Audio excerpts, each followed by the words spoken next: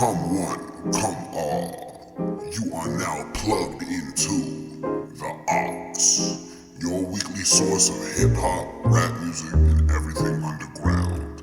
Roll yourself up something potent, pour yourself a drink, get yourself comfortable. We finna chill.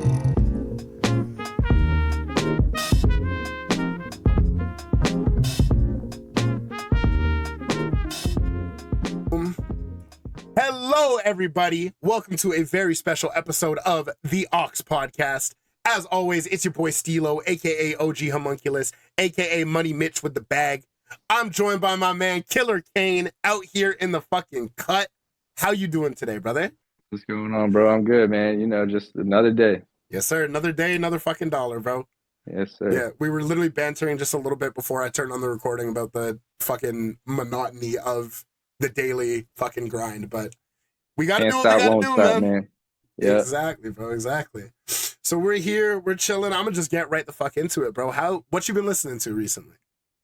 I've been listening to oh man, I just coldest combo ever, that SD Mac, Al Divino, Grubby Paws. Yeah. You know, I think Grubby's an underrated producer, and that album, like, man, some of those flips on there are just nuts. And ridiculous. Him doing it on the MPC 1000, even sicker. I'm sure he's using some other stuff mixed in there, but yeah, that Slipknot by Slipknot.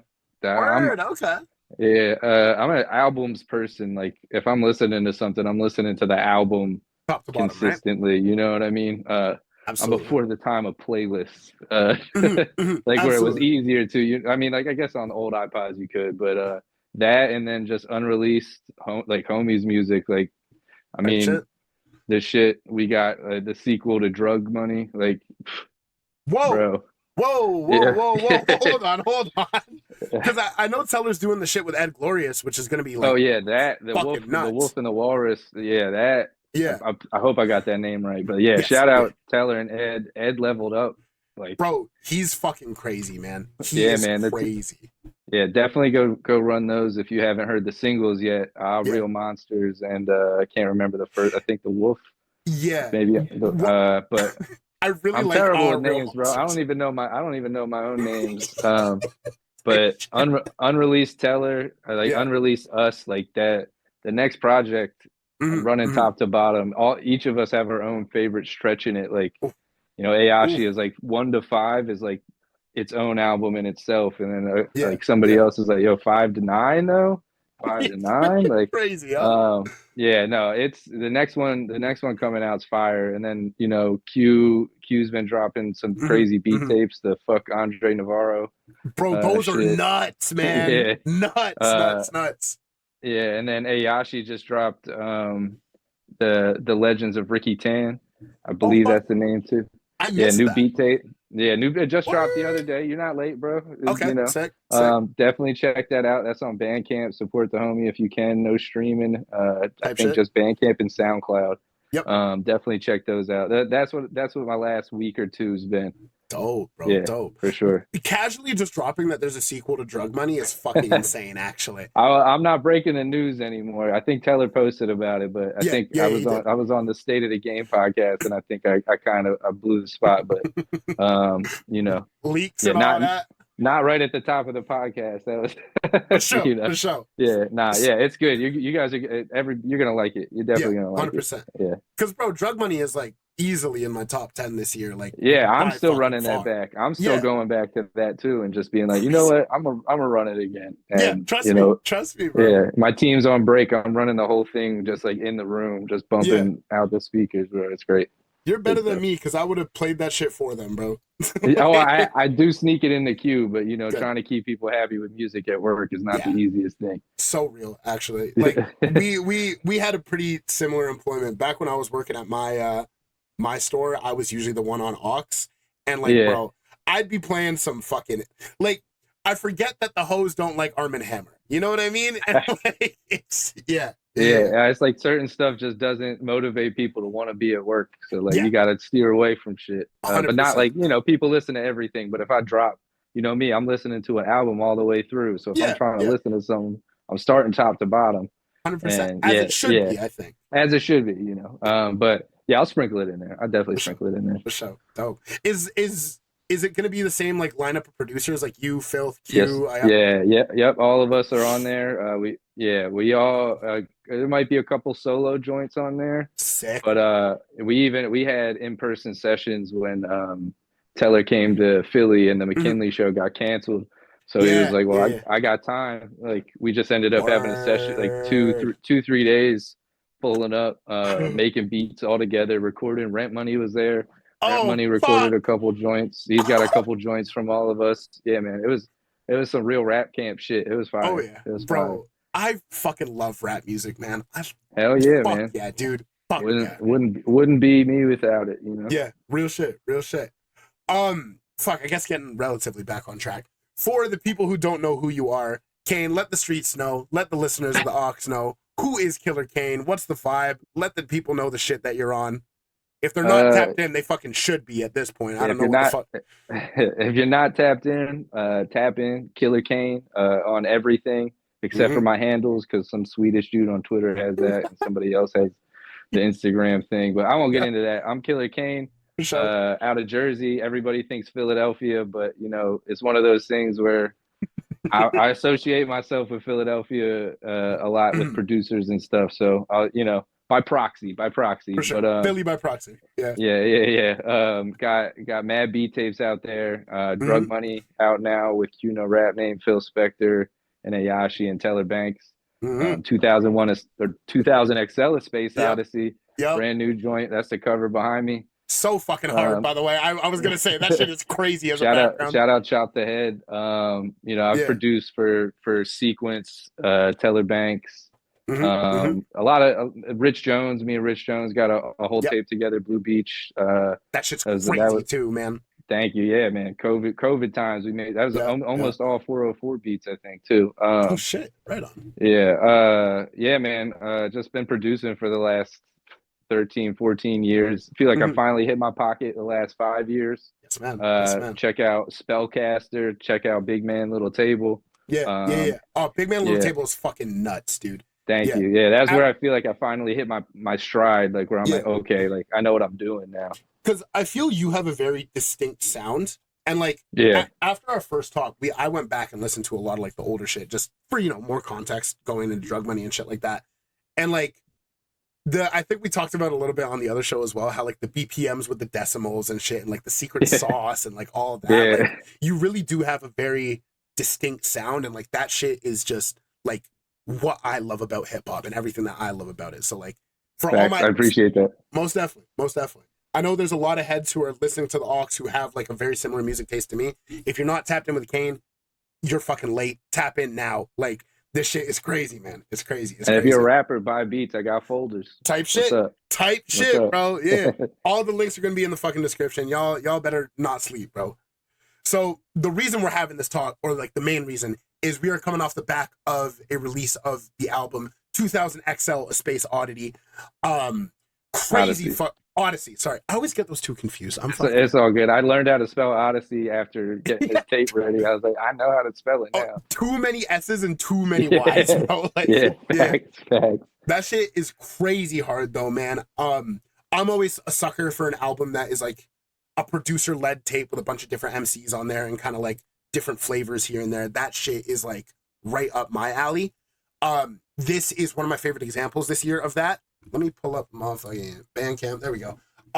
Cause like not only are the beats on this thing fucking crazy, but you have MCs you have verses from like Teller Banks, you got Rapman Gavin on there, you got Sleep Sinatra, you got Sequence. And this tape actually put me on to a lot of people that I wasn't too familiar with. Barry Marrow,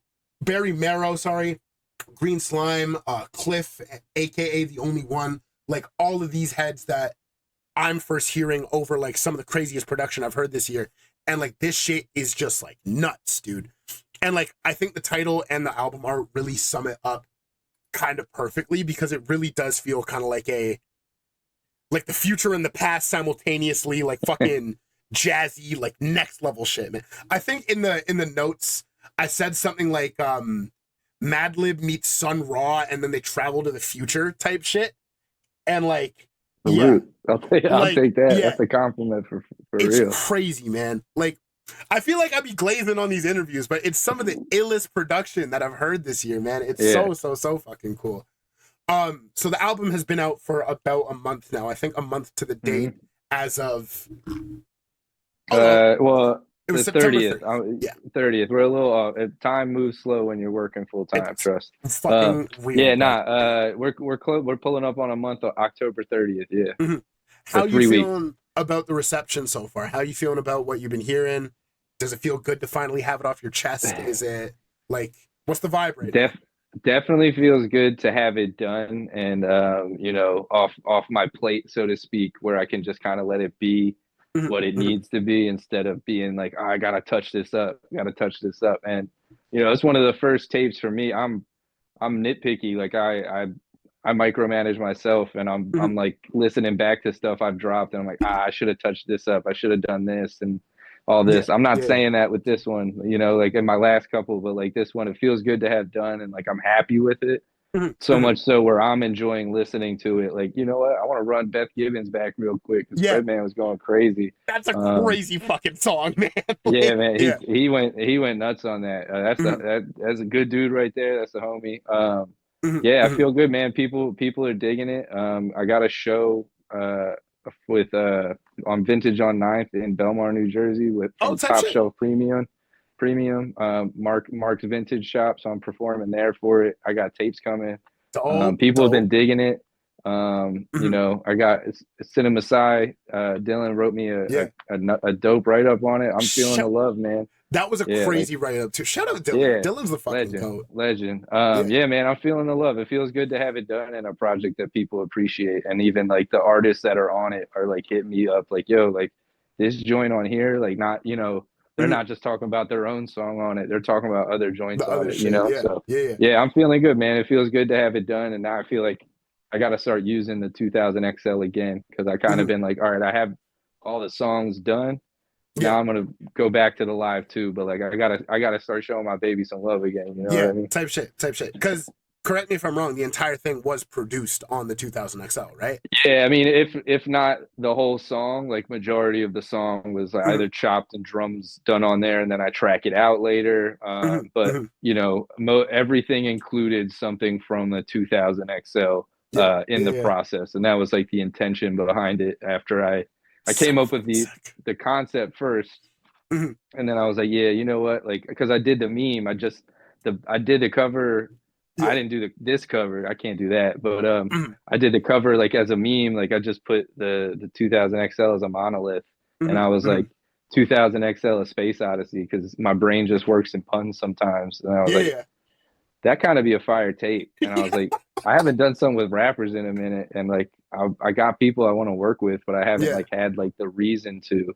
So, kind of kicked it all off. And then sure enough, it's just perfectly working out that way. Yeah, man. Everybody gave me some great shit for it. Like, and that's fucking crazy too, that it kind of started out as a shit post because like the atmosphere of this project being like I feel a lot of the times album art and album title like doesn't really play that big of a part in a project. But like this one, I feel that it's such a perfect vibe and encapsulates what's going on. And especially as like a love letter to the more analog, old school style of production, for lack of a better term, like using the actual hardware, like that shit's ill as fuck, bro. That's crazy. That's so cool. I mean, what doesn't start from a shit post, man? That's real, fucking real, actually. Deep cut fucking lore that nobody gives a shit about. But when I was in college, I was just fucking around in Photoshop one day, making like some stupid shit, and then that turned into a mixtape where I made the image, and I was like, well, fuck it. I got to make the tape now. I gotta use it. I gotta do something. Yeah, I thought the meme, so to speak, was like too good to just waste. Yeah, and I was like, can't be a throwaway, right? Yeah, I was like, I like this. I'm making myself laugh. Like I'm enjoying like the concept of this. Let me see what I can make from that. Yeah, and just explore from there, right? Yeah. That's so sick.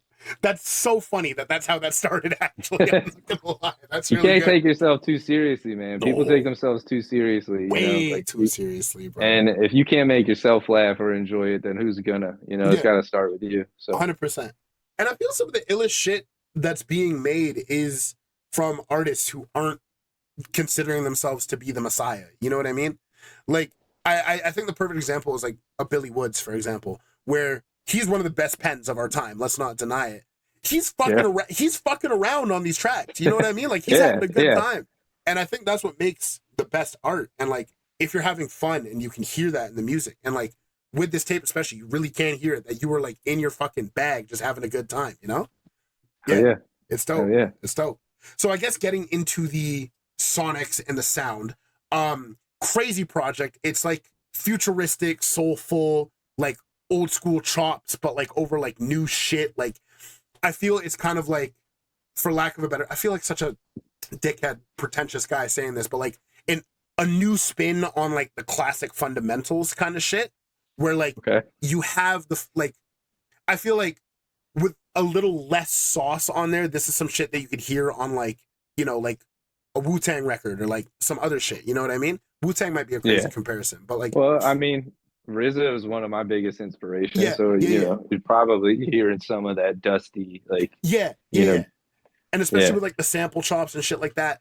I want to know where those sounds really came from and what bag you were kind of reaching into during the process of making this thing, because there is in like, when I listen to it, a very like sonic through line where everything kind of sounds like the same, and there's some, I feel like there's even some like beats and shit that like connect into each other.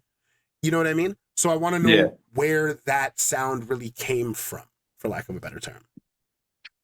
I don't know, man. Weed and beer and whiskey, like type shit, and just depression. I don't know.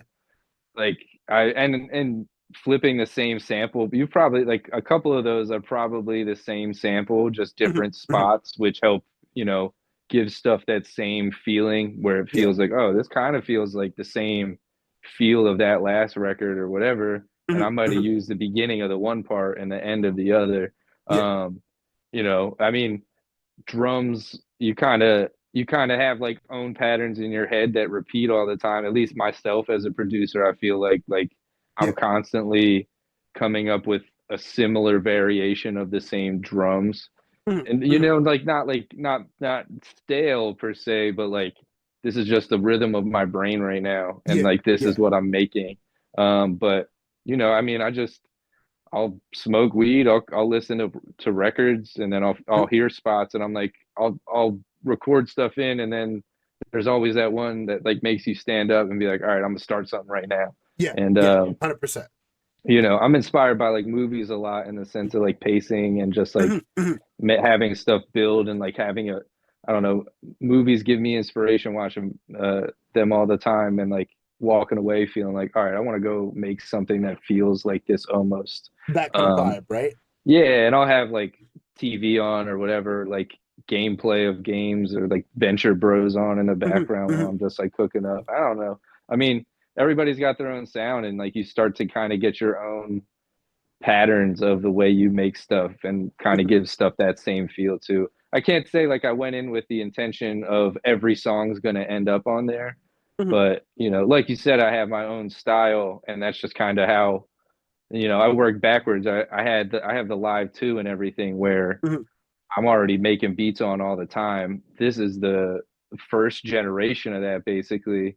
And working backwards, like it is, like you said, kind of going from the future to the past to the future type, like, because I literally am with the sounds, right? And I brought what I learned on the futuristic stuff to the past, so to speak, and working that in.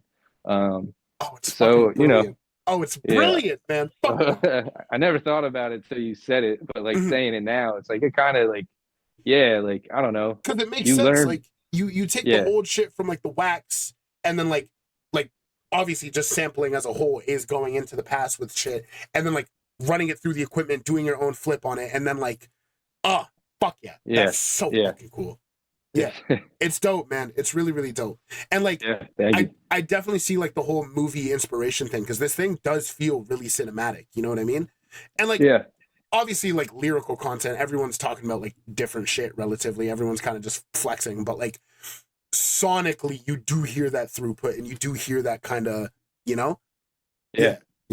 And I know the title is kind of a pun, but like 2001: A Space Odyssey is one of the greatest films ever fucking made.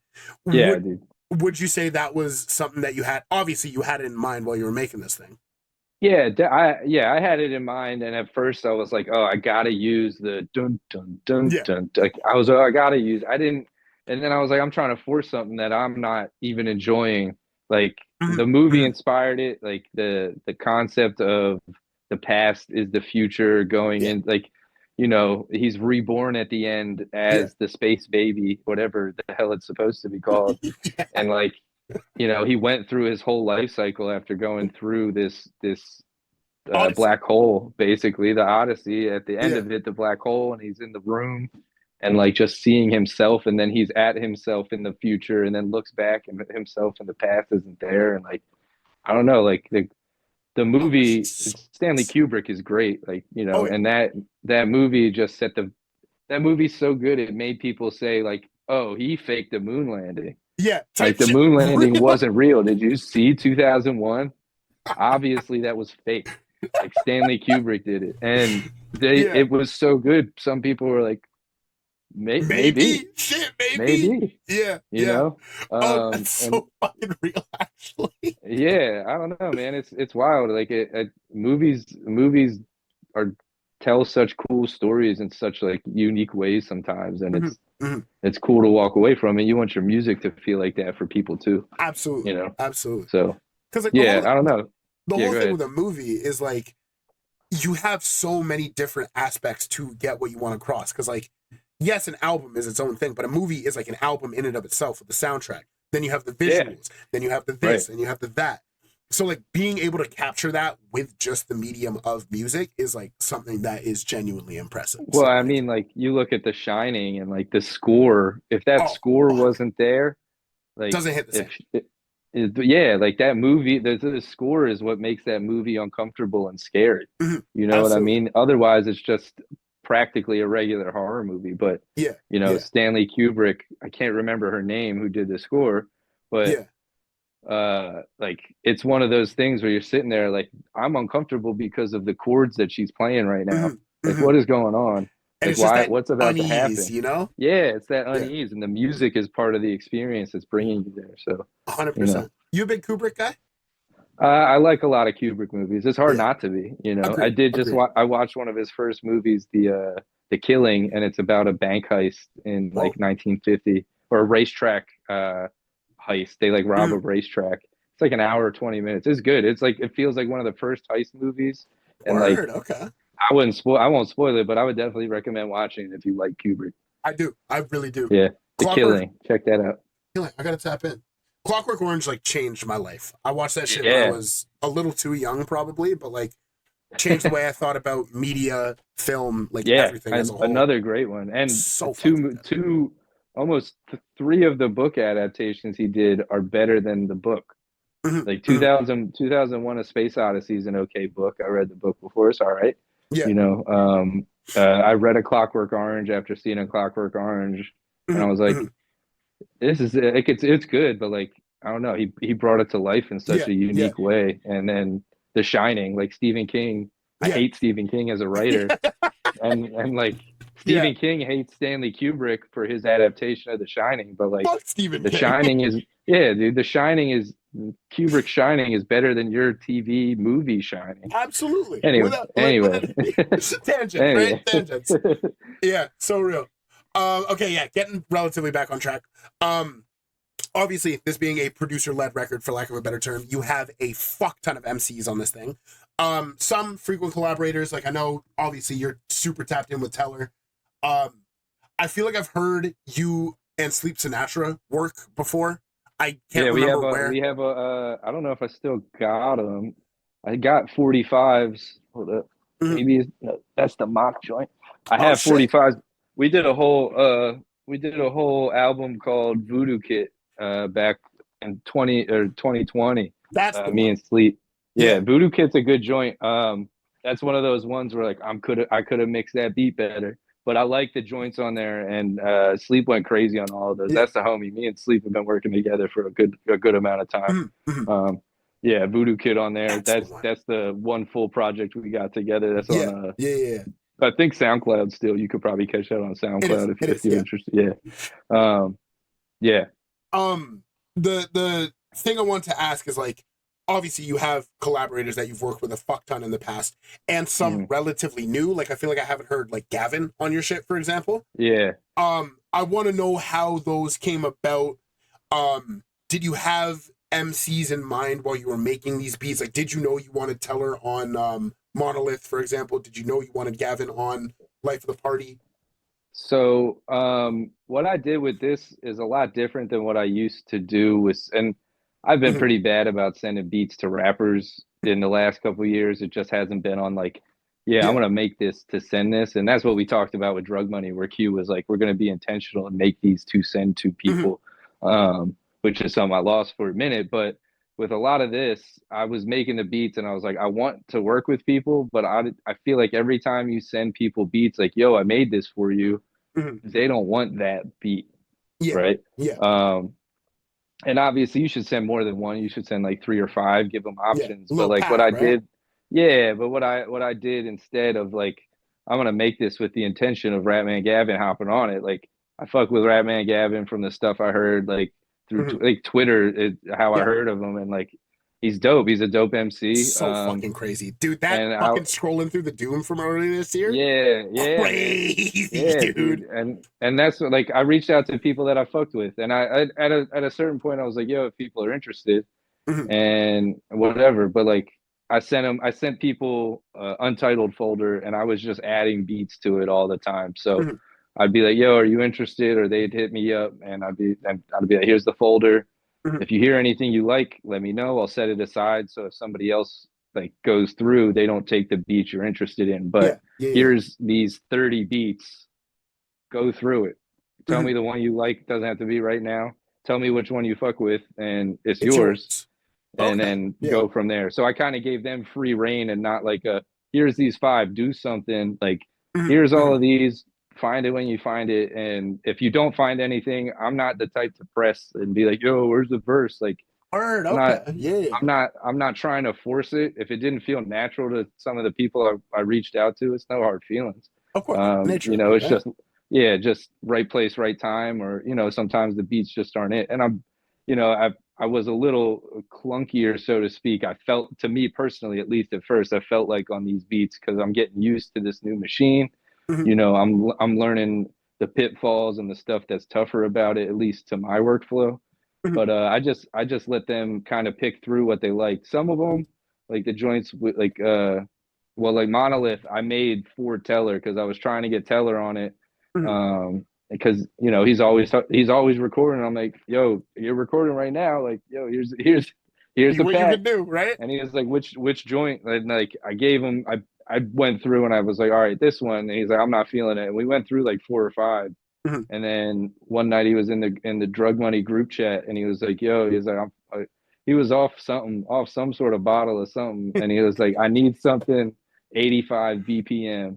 And I was going through a couple beats. I was like, this one. And none of them clicked. And I was like, all right, hold up, I got you. And I made that beat that night. Like on the fly.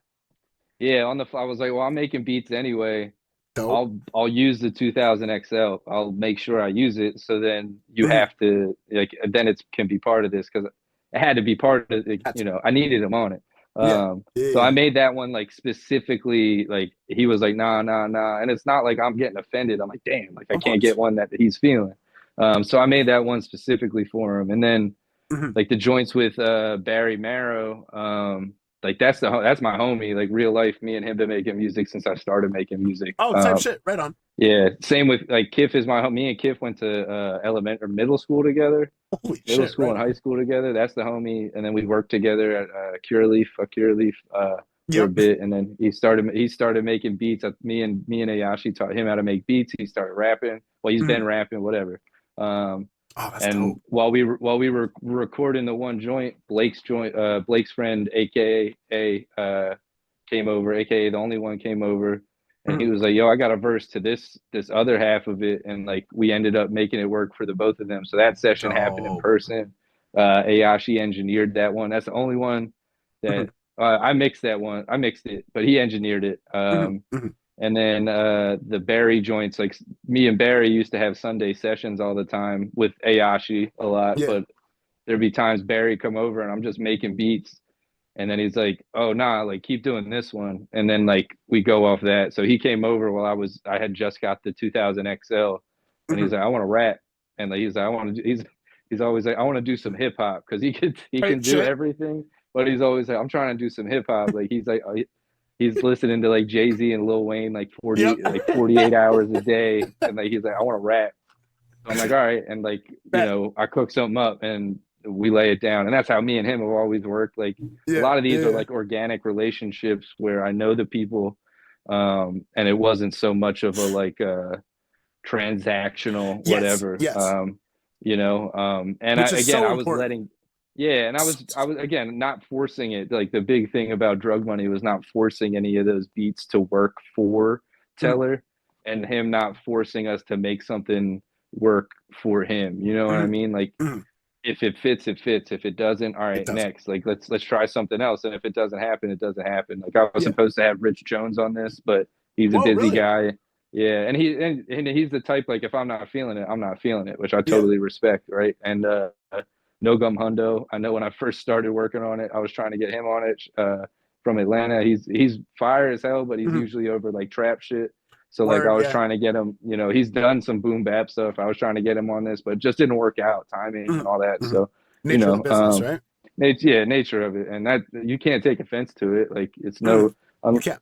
I'd rather somebody tell me it's trash, but if it is, you know, like if it's trash, it's trash. But a lot of the times it's just like, oh yeah, I'm gonna try to get to this. Like, and even like I had Hayes of Maine, like the homie Hayes, who we did a tape earlier this year of older stuff, and he you know he didn't get back to me till like the week before I was dropping, and like it just didn't work out. But like you know, if I do another one, I'm gonna hit those people up again, and I'm gonna see if we can make it work. You know? For sure. Yeah. Oh, fuck. So that implies that there's 2000 XL, A Space Odyssey Part 2. Oh, shit. Yeah, Electric Boogaloo. Maybe. I haven't gotten there yet. I don't want to force it, but Chop did send me he sent me some concepts because I got a back cover done too. And he sent me a concept for the back, and I was like, that seems more like a front cover. And then I was like, maybe. But you know, I gotta do the ship post. Like if the ship post doesn't work, no. I don't know. No promises, but there's always a chance. There's definitely always a chance. Of course, never say never, right? Never say never. Yeah, change is constant. That's what I always say. Absolutely. Because the thing I like about this tape too is like there's some cuts that are just like straight instrumental, and then like obviously you get the cuts that have the MCs on there. Was those intentional to be straight instrumental, or was it the same kind of thing where they're just in the untitled, nobody picked them up, and then you're like, fuck it, these are hard, I'm putting them on? Yeah, I mean, there's some stuff where like I don't know if people would be able to rap on, but that folder kind of just became the place to separate my 2000 XL beats from my like Live 2 and Ableton beats. So like to be able to be like, all right, and like I knew Deck of Cards was going on there no matter what. Like I knew it was going on there. I knew Chameleon Twist was going on there no matter what. Chameleon Twist is crazy. Yeah, that's one of my favorite beats I've ever done. And I got I think that's part 1. There's a part 2 because I was watching the Chameleon Twist gameplay. Like that's the only reason I named it that, but I made a couple beats while doing that. But I knew Twist is a video game, sorry? Yeah, it's an old shitty Nintendo 64 game where it's like a 3D platformer where you're chameleons and you got to get through levels with your tongue. Oh, that sounds fucking fantastic. Yeah. Fuck yeah, right on, dude. Definitely recommend watching some gameplay. If you got an emulator, try it out. I haven't played it since I was 8, but you know, it might be fire still. Do you know Glover? Do you know the game Glover? Yeah, hell yeah, bro. My fucking guy. Right on. You running some Glover? Is that what you're doing? I can't lie, bro. There hits a point like in at least once a year where I emulate Glover. And I'm just like, this is the vibe I'm on. Because like it's not good, let's be honest. But like the vibe of Glover is just and like dude, the nostalgia of it. Yeah. Oh fuck, you know Buck Bumble by chance? I don't know Buck Bumble. I was gonna say Croc 3D. Croc 3D, yo, that we're fucking talking. I love 3D platformers. Yeah, Croc 3D was the shit. I never played the remaster, but I remember going to my cousin's house playing that one and being like, yo, this is so cool. I'm a little crocodile. Yeah. Bro, the remaster doesn't hit the same, man. Like, nothing beats the fucking original. No, man. Before I forget, I'm just going to send you this shit on Twitter now. The fucking opening theme to Buck Bumble is like some of the craziest shit I've ever heard. Okay. Like, it's nuts, dude. All right, I'm hyped to watch it after this. Yeah, most definitely. Oh, fuck. Okay, I got sidetracked. I did it. That's my fault. A little bit. Honestly, bro, I can tell we both have fucking ADHD brains. Like, we're we're chilling. Yeah. There was another question about collabing. You kind of already answered it, where like you knew you wanted to get Teller on there. Was there any other MCs that you knew like 100% you needed on the tape? Yeah, Barry for sure. Like that's my dog. You know, I don't know. Like I knew Barry because I see Barry all the time. Like, he's trying to do some hip hop shit, you know. If he didn't end up on it, he would have been mad at me. Yeah, but it like that's just like my homie. So like he had to be on it. Sequence, like that's the homie. Yeah. Like I need Sequence on it. Sequence is good fucking people, yo. Yeah, man, good dude. That's good fucking people right there. Yeah, he's a good dude. He always shows love. I'm terrible at answering him, but he'll send me like 15 texts in a row about like a song and a mix and like all this, and I'll get back to him like 3 days later, like, yeah, man, I got you. And that's, most definitely. But he's the homie. He's a great dude. That's the homie. I really did want Fredman on there. I was like, I need to have like a Fredman verse, and that was a bit of bartering. I mastered the album with Samurai Sham. I mastered that album for him in like a last minute pinch, and he's like, I got you on anything you need. And I'm glad I made that one happen. But again, it was also about like not forcing Kiff I did definitely need on there. That's the homie too. But like at the end of the day, it was like about not forcing it, especially if you don't see the people. Like I'm not trying to pester you over text or anything like that. I'm not trying to make it like it's not a, you know, but I'm easy to let things go and like not let it bother me. Like it's not, none of this is personal. Like it's the nature of it, right? Like it's hip hop, man. Right, it's hip hop, and people are people. We all got jobs outside of this, family, whatever. So I'm not trying to make it like a you gotta be on this type deal. Yeah, absolutely. But like out of any of those people, like Barry and Sequence had to be on this for sure. They were on my first tape that I dropped years ago, Lost in Translation. And like I've been making music that I've enjoyed with them for as long as I know. And Ayashi, like I had to have an Ayashi collab on there because that's 100%. My dog too. 100%. You know? But again, can't force shit. Don't force shit. Yeah, without a doubt. I like that. That's just the vibe of this, where it is just like a natural kind of. If it happens, it happens. If it's ill, it's ill. If it's not, then whatever. And if you don't make it this round, like it doesn't have to be this tape. I might be doing something later, like you know. So absolutely, absolutely. How many of the sessions were in person? Because I know like you were laying shit down with Barry and AKA the homie I forget. The 2 Barry joints and the Kiff and AKA joint are the only 2 that were in person, if I'm remembering correctly. Right on. Because Sequence lives out of like everybody else is across the country. Gavin's in fucking South Africa. So I'm, you know, as much as I fuck with his music, I'm not traveling out there for one session, you know. It was just those 3 again. Me and Barry and Ayashi always make music together, so like that was gonna happen no matter what. Me, Kiff, and Ayashi always make music together, and Kiff can rap, but he's been focused on the beats lately. But I was like, yo, like, you know, you did a joint on, like, and it's it's the first song that was recorded for it. And it's one of my favorites still. Like he came in crazy with that verse, bro. Like he's a good rapper, and I wanted people to hear that. But just those sessions.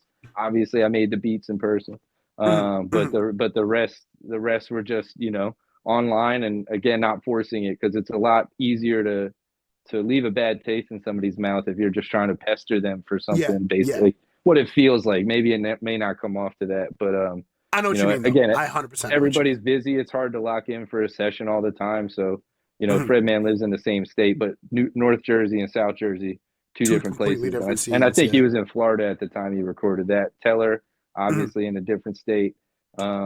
Sequence, Alabama, like, you know, so just about, again, just those three. Yeah. Was there any one like beat that someone picked and then immediately it was just like you knew you had a fucking heater on your hands, or were a lot of these kind of like it took some time for them to come together kind of thing? No, I think every time I heard something, I was like, damn, like that's one of my favorite sequence songs where like he caught the pocket. A lot of the times he picks my beats for like interlude type joints, which like I appreciate that, but like I want to hear you bar out sometimes. Get some crazy shit. You guys just dropped a fucking I forget the name of the song, but it was on Sequence's Bandcamp. The Struggled remix. Yeah, he had gotten Shay on that. There's a Nicholas F remix of that too. That's shit. Yeah, that's out. If you go on Sequence's Bandcamp, it's the white cover. The white cover that looks like it's by Chop the Head. Nicholas F went crazy on that joint. Oh, that's shit. A beat. Look at that. Yeah, that's a beat off of Big Man Little Table. Yeah. Oh fuck! That was. I did a Freddie Gibbs. A lot of my beats that get picked by people, I think I got to get back in the bag of it. But I was doing flips for a while. Like my thing on Twitter was doing flips, but like I feel like I do flips respectfully. Like paying homage. But like, and also making sure the rapper's on beat for what they were rapping to. Because I feel like a lot of the times when people flip stuff, they're not worried about the BPM the song was in. Yes. And at first it sounds good, and then the flow starts to fall off. Yeah. And my ADHD brain needs it to be on point, right? You know, bro. And then I structure it around that. Like it helps me form a song structure. So like it gives a rapper a place to fit in. That's why on that song it goes, "Bitch, you should have been aborted," because my automation on the live too got drawn in, and I didn't know what track it was on. And when I exported it, it stayed, and he recorded to it. I was like, whatever. Fuck it, sure. It sounds intentional. It sounds crazy. So Now check out the Nicholas F remix to that. Nicholas F went nuts on that. Shay went crazy too. Shay went crazy, but for sure. But I think the struggle the Nicholas F one dropped a couple months ago, if not this year. Yeah, I think it was June this year. I don't know. Let me take a look. Time's a flat circle. Hi, brother, you're fucking preaching to the choir, man. Like, so is the earth. Real as fuck, bro. It's the infinite, ever-folding time knife, folding in a. We're in the donut earth, or the infinite spine earth. Trust me. Oh yeah, it was July. It looks like July. Check that out. But for sure. Sequence always got stuff in the tuck. 100%. I need to get one in with him. Me and him been talking. I need to sit down with this dude and pick his brain. Hell yeah. Because bro. Was there any verses that surprised you and changed the way that you went about things? Like, did you get a verse back that made you like think back on the beat, change the beat a little bit, or like think about the sequencing of the album? Or was it literally all actually just like... the 8%. So the 8% joint, Kif had written his verse to like and practiced like his bridge and everything to it. And that beat originally didn't switch until later in AKA's verse. Like in the song now, it switches as soon as it gets to AKA's verse. But originally it was like maybe 4 or 8 bars before it switched. And Kif had made a good point that like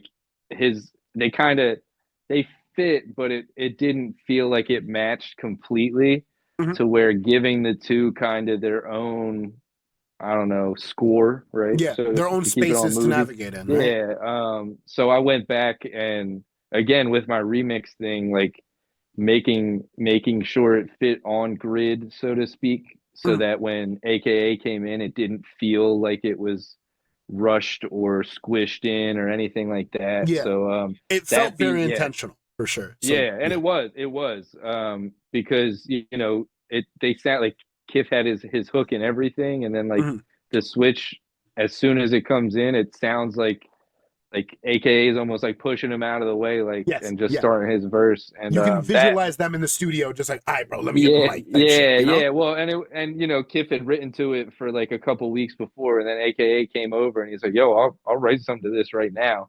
And then like it felt more natural to me to make the two their own songs, like in the sense of the same song, but like, all right, here's where this next thing starts. Yeah. Oh, that's dope. Yeah. Oh, that's really cool. I'm interested to hear what it would sound like without the switch immediately happening, actually. If I have the original file, Ayashi might. If I have the original file, I'll send that over. I appreciate that, bro. I got you. That's crazy, man. Shit, bro. This thing is just so fucking cool. And like there's man, this shit is crazy. And like, yo, to all the Aux listeners who haven't listened to this album yet, like go and fucking listen to this thing, man. Like bro, it's crazy, man. The title's not on the cover. You don't need the title. You don't need the title. It's implied. Yeah. And I gotta say as well, probably my favorite album cover this year. I got it. Like, dude, it's so fucking sick. Chop. Good.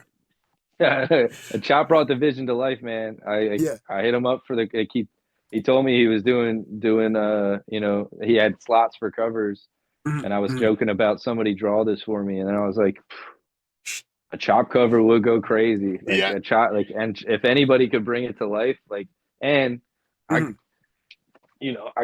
the only. Oh, you can't see it because it's blending in. But it's like visualize it's here. Visualize it's right here. Use your imagination, folks. Yeah, use your imagination.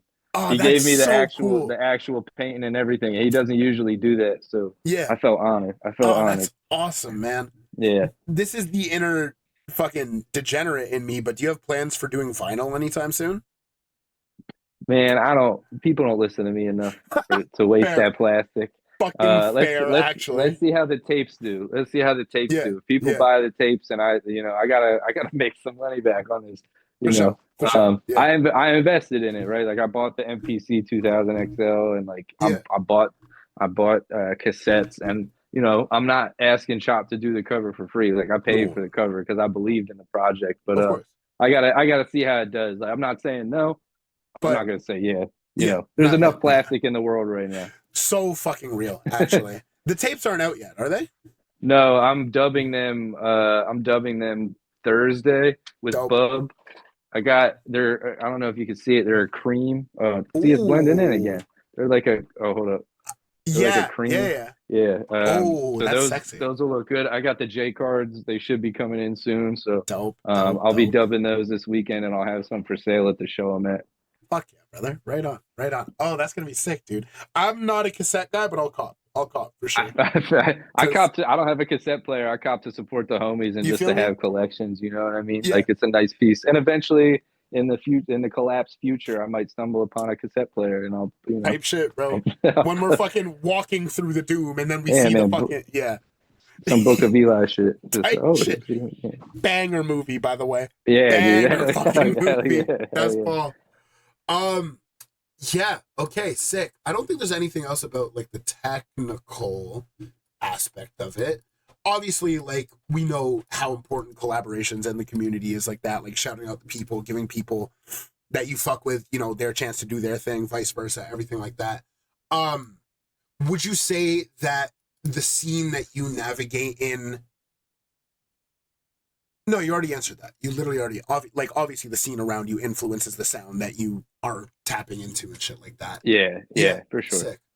I guess kind of not wrapping up, but like more so like reflection. Now that the album's out, this is kind of a broad question, but I kind of like it. What would you say the biggest thing you learned from making this tape is? Patience. A lot of it. I feel like I'm pretty patient, but like, you know, I had to learn a whole new machine to get this started, and always that learning curve of, you know, producers know, but like you get a new machine and you're excited, and then you hit that wall and you're like, fuck, why did I spend this money? I don't like this. And just like kind of unlearning the stuff I learned before, and just, you know, trying to be all right. Like I can't save my projects on this exactly. So I had to track out every time I had a session that I made something on it. I had to finish the main like 85 at least % of the song before I turned off my 2000 XL, because the one I got does not have memory on it. So really forcing myself to finish stuff in the moment and patience. It's an older machine, right? Like 99, I believe. That's why it's called the 2000. They're like, oh, 2000. Yeah, Y2K, holy shit. The computers are gonna explode. Yo, bro, we're dialed actually. That's too funny. Something I forgot to ask, actually, how long did this whole album take to make? I got the 2000 XL last March. Started making beats. Started making beats, and then I had the idea of I was like, I haven't done a rapper tape in a minute. I had just done Spellcaster that dropped the September before that, and it's nice to make beats, but it's always better to have like somebody rap on it. I don't know. There's something about somebody like, barring out or just like hitting a crazy pocket and you're like, yo, I didn't even hear this like this. Agreed fully. So and then when I really started locking into like, all right, like the first idea of the concept was last August. So about a year, I had like 15 beats maybe, and I was like, yeah, I kind of want to do this. And then I was like, all right, I got to start reaching out to people and then just following up on certain ones, and then like, oh, this would be fire, and reaching out to that person. So a year, and then being patient, like waiting to get verses back without, again, trying to be that like pushy, like, hey, you got my verse yet? Like I'm not trying to do that. Like like I said, if it's natural, it's natural. But I also wanted to give people the space and the time in their life to be like, all right, I got time to record this song. Like, I actually found something that hit. And like some of them, like Jesse Ramos, like I did a show with him in Philly, and I was like, yo, this kid's nasty. Like I need him on the tape. And that's how that like life things coming up. I was like, oh yeah, you know what? Like I need this verse. And then like Drug Money happening, I was like, yeah, no shit, I need Teller on this. Without like, a doubt. Without a fucking doubt. So some of it was meant to be and like take its time, and like I got to sit with a lot of this stuff. And then it wasn't finished until mid-July when I got Teller's verse back. And I was like, all right, cool. Like, I'm going to start figuring out what I want to drop. I don't want to drop on top of Drug Money, but I've been sitting on this too long, and starting to get mastering and figuring out what songs fit, what songs I wanted to take off, just because I didn't like the beats anymore and stuff like that. So about it, like a year when I was like, all right, like 2000 XL is Space Odyssey. That's funny. Here's this funny picture. I can't waste this funny picture. I got to do something. And then here we are now, right? And Living Room. Q was working on Living Room, like starting to work on Living Room, or like in the middle of working on Living Room around the same time. And I was like, like rapper tapes, like beat tapes led by a producer are just, to me, better and more enjoyable. Like agreed. The cohesiveness is there in the production. But you get the different flavors of different MCs. Like, I don't know if you heard that the expert joint, Vivid Visions, from earlier this year, bro. No, I'll have to check that out. Bro. Expert. Yeah. He's cat coming out of the UK. Bro, like fucking bananas. There's AJ Suede on there. There's a Shrapnel cut on there, and that's like one of the great, bro. Like, yo, tap in. Like, I gotta. What was that called again? Vivid Visions by The Expert. I'll DM it to you as well. Okay, all right. I'm a visual person. I might have seen the cover, but yeah, definitely on like Twitter and shit. Just whatever. Like I feel I be talking mad shit about the music that I don't have out, but like as a producer myself as well, like bringing MCs into your world and bringing like rappers that you like on your production and trying to like bring something else out of them, to me that's where I think some of the best rap music can come from. You know what I mean? Yeah, definitely, because it gets them out of their own their own bag, they have their they're like, this is what I need to work on, and then somebody's like, yo, what about this? Absolutely. And like I'm tight with a lot of like underground rappers, like shout out to the Secret Scriptures guys, and like hearing the way that they work where they're so locked in on their own solo shit, and then literally they just get a beat out of nowhere and they're like, oh, this is a chance for me to disconnect and like do this. You know what I mean? Yeah. And that, for sure, it's so important. I think that there needs to be more producer albums. I think like that's the fucking wave for hip hop, man. It's so fucking sick. Yeah. Yeah. Is there any dream rappers or producers or anyone that you want to collaborate with? I always like asking one realistic one, quote unquote, and then one just completely fucking out there. Shit. I would love to have a session, obviously, like one like producer wise with like Madlib. Yeah. Like I know he's like eons. I'm never gonna be Madlib because like that's Madlib, you know what I mean? But you are gonna be Killer Kane. I am gonna be Killer Kane, but he grew up around Blue Note, bro. Like yeah, that's real as fuck, actually.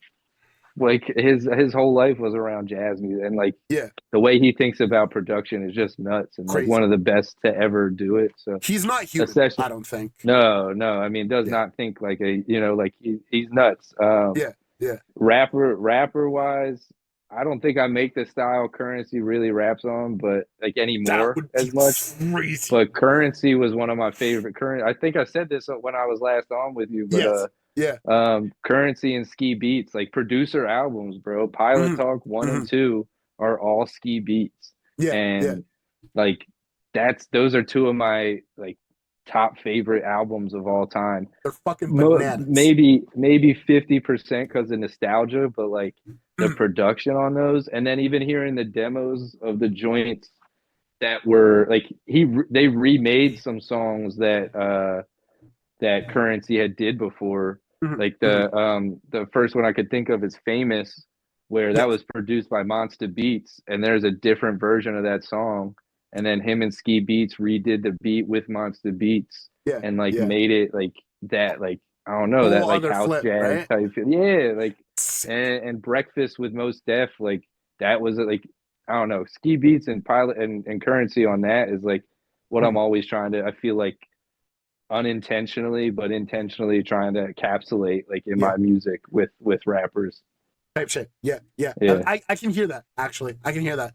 Truth be told, I haven't listened to like too much of it, but like from what I've heard, like I can absolutely see the comparison. I recommend Pilot Talk 1 and 2. 3, he started working with hella other producers. There's some good cuts, but like type shit. 1 and 2, like lightning in a bottle. Man. I know I've given them one spin top to bottom just because like it's, if you're gonna go back, just do 2.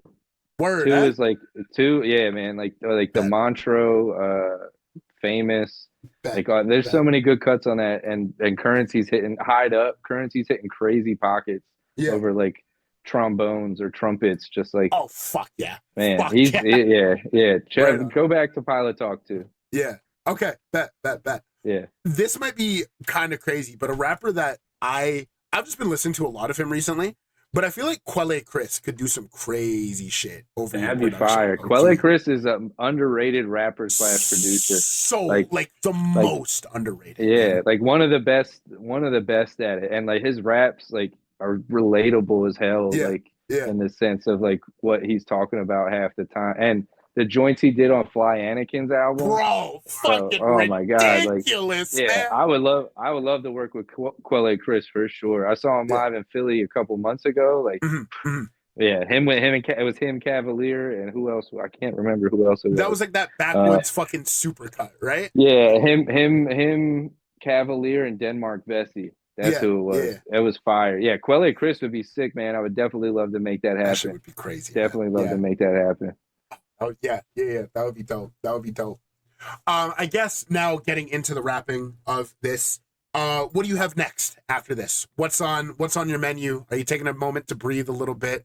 We were talking a little bit before. I don't know if you want to announce anything. But what do you? Me and Ayashi got Secret Sessions Volume 3. I said, has been done for like 6-7 months completely, and those beats were made over 5 years, but like you can hear us get better through the beats, and like some of those beats are like our best collaborative work ever. One of them we made it at a show at the sound check. We were just fucking around on the MPC. We made a beat there, like at the sound check, Yeah, and there's an Earl flip on there. I think a Titanic flip on there that I posted on Twitter actually like a year ago or maybe 6 months ago. I'll send that to you just so you can hear it. Please. That I really want to drop just to get that off our plate because it's too good to be sitting so long. Yeah. We probably really just need a cover. We were talking about doing like a website with an untitled like you can have it and you can just listen to it on that. So we'll see. That should be coming out soon. There is a Drug Money sequel. Yep. I believe Teller has settled on the track list for what he's trying to he's the executive engineer in that sense, and executive producer in the sense of track listing and stuff. And me, Phil, we all feel a little type of way. He took off one of our favorite cuts, but shit. But you never know. Deluxe versions and all that. Real. But drug money, a sequel. I don't know when we're planning on dropping it, but like I said, that's what I've been listening to like multiple times, like a week. All of us, I'll get the untitled notifications like, oh, keep listening to it right now, or like, oh, this is where, but like, and sometimes it's jumping around, but and I think that's really it. I don't have anything else planned. I know me and Barry have hella stuff in the cut all the time, but I'm not trying to, when stuff's ready to drop or force. I'm not trying to force nothing. Of course. And then I might drop a beat tape, but I might not. It's hard to make beats every day working full time, and I'm just fucking drained. But that's just excuses too, right? Like I gotta get my reps in, and I gotta try to do a little bit more than I have been. But I don't have any plans, though, right? Like you also gotta not burn yourself into the fucking ground, right? Yeah. Well, is it like, I mean, I can't beat myself up for not being prolific as some of these other dudes that can like Q. I don't know how he does it, right? And it but like, I just can't do that all the time. I just don't have the mental fucking bandwidth to like come home sometimes and make something. I don't have the energy, but like I need to get there. I used to be there, and maybe it's just work. But I try to make sure I'm not forcing it. Like I've been saying, like, but the practice is important, and like getting your reps in and sharpening your sword is very important in all of this. So I'm trying to get back into that, at least like a drum loop here or there, or even like 2 hours of just listening for samples. But I don't have any major plans for anything right now. I'm doing mixing and mastering here and there. I'm mixing and mastering a project for Filth and his homies, a Gnarly Head that's got like a Beastie Boys vibe. Dope. Okay. Yeah, they're dope. They're real dope. And then I'm mastering stuff here and there for Rich Jones and all that. So I'm working. You always gotta be working. You gotta keep moving. But I don't have any project plans right now. I want this to breathe a little bit and hopefully gain some more traction and just more people checking it out. You know what I mean? Absolutely. And for the listeners of the Aux, once again, if you haven't listened to 2000 XL Space Odyssey, go and listen to this fucking thing. You have no excuses. I know a lot of the heads hate the shit that's like just on Bandcamp. It's on DSPs, bro. Spin this shit. It's on Deezer. It's on Deezer, my nigga. I don't even know what that is, but it's on there. Who the fuck uses Deezer? It's on iHeartRadio. Like, come on, check it out. Yeah, you don't have no excuse, man. Yeah, and like, even for the heads who have listened to it already, spin that shit back, bro. Put that shit in your playlist. Tell a friend. Put that shit on the aux. You fuck with. Yeah. Tell a coworker you don't fuck with. Fuck it, bro. Put everybody on. Put it on the work aux. Request it at work. Like I said, I got cassettes coming. So if you're into collecting cassettes or listening on cassettes, they will be dubbed this week. And I'll be putting those up on my Bandcamp probably next week. Whenever this drops, I don't know. So don't hold me to the timeline of that. But real. We'll figure that out. We'll figure that out for sure. Dope. Bro, fuck yeah. Kane, thank you so much for coming on, man. Appreciate you, Steelo. Thank you. Appreciate you, bro, for real. Like, once again, back to the Glaze Fest. This is one of my favorite albums this year. Like, it's fucking sick, man. Thank you. And, like, off the strength, bro, I guess let's leave it. Is there anything you want to tell the listeners? All the links for your shit is going to be in the description. Tap in with Kane, Twitter, Instagram, Bandcamp, Spotify, Apple Music, fucking Deezer, and iHeartRadio. Fucking tap the fuck in, bro.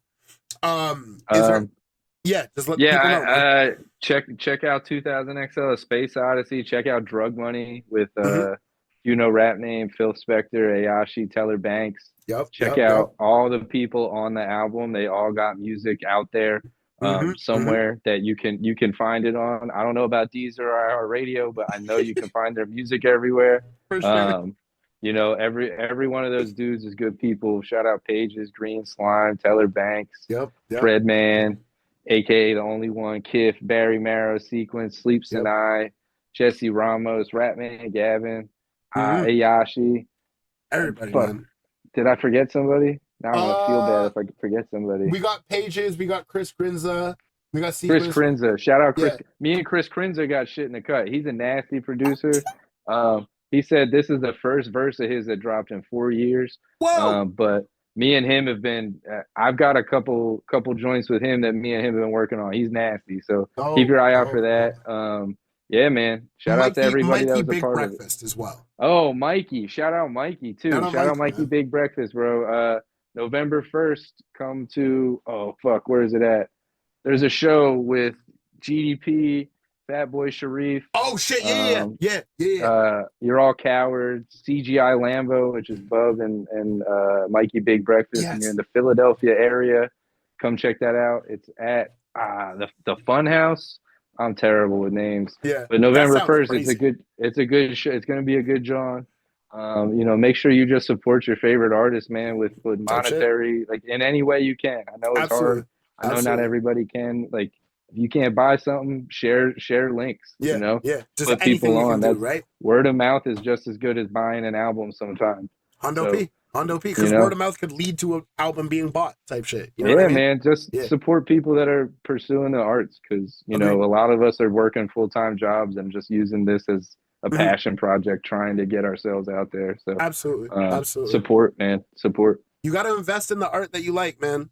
Like that's, and that's invest in your own art. That's important too. Don't do no AI bullshit for anything. If you're making music, if I see AI, I am not listening. I'm not fucking with you. I'm not fucking with you. I don't care if it's a me. I'm not fucking with you. Yeah, bro. I'm not doing it. That's gonna lead down a whole other fucking rabbit hole. Oh my god, bro! Don't get me started. Yeah, we don't gotta get started on the AI, AI shit, but fuck me. AI. Bro. Fuck AI, bro. If you want Sora, if you want ChatGPT, kill yourself. Fuck that shit, kill bro. yourself. It's a little crazy. And you have the show coming up in Jersey as well. Catch me at Vintage on 9th in Belmar, New Jersey this Saturday.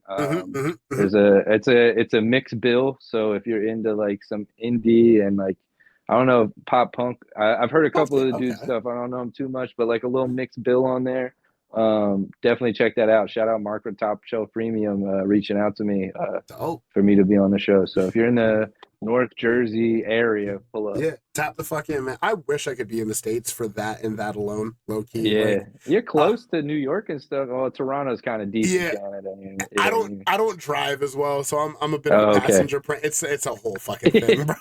Like, hey, in this economy, bro, trust me. I work in the insurance industry. I'm looking at these premiums, my nigga. I'm like, yo, crazy. Dope. Once again, Kane, thank you so much for coming on, brother. I appreciate you, man. Yeah, man. Thank you for having me. Of course. I always like asking my guests if you had to pick a song off the album. I do like my little screen transition just to play like the first 30 seconds. If you had a song to close out the episode with, which one off the album are you picking? Man, I don't like picking favorites. Real? But shit. A Space Odyssey with Green Slime, because there's a lot of funny ass bars in that song. And he snapped. Dope. Yeah. Let me do my bullshit. Give me just one fucking second. Thank you guys for listening to the Aux. Kane, all of his links are in the description. Tap the fuck in, like, comment, subscribe. Fucking yeah, man. We up. Yeah. All that shit.